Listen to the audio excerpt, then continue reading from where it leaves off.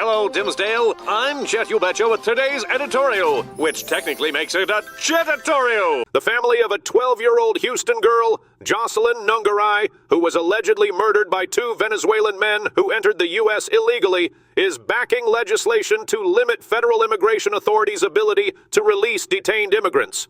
The proposed Justice for Joselyn Act, supported by Texas Republicans Ted Cruz and Troy Niels, mandates detention for immigrants if beds are available and requires strict monitoring if released.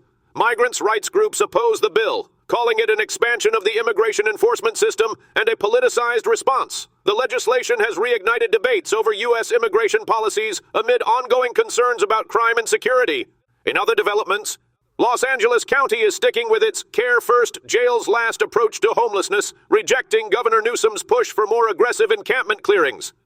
Despite Newsom's $24 billion plan to dismantle homeless encampments statewide, L.A. officials, led by Supervisor Catherine Barger, argue that focusing on outreach, mental health services, and job training is more effective than arrests. The county's strategy, backed by the Measure J initiative, aims to invest in community programs and alternatives to incarceration. Critics, however, claim these efforts have yet to produce noticeable changes on the streets.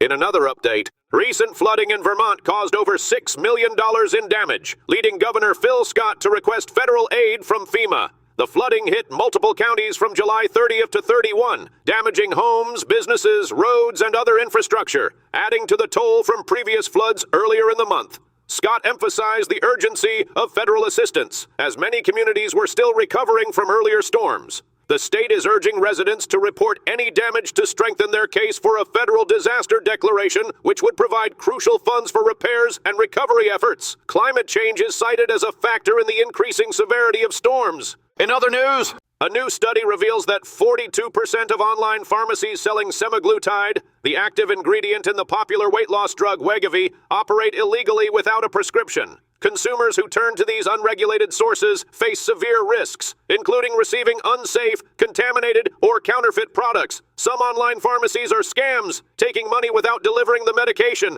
Even when delivered, these drugs may contain incorrect dosages, leading to dangerous side effects. Experts warn that the online black market for weight loss drugs is growing due to shortages and high costs, urging consumers to stick with FDA-approved options from legitimate sources. From all of us here, stay classy, Dimsdale.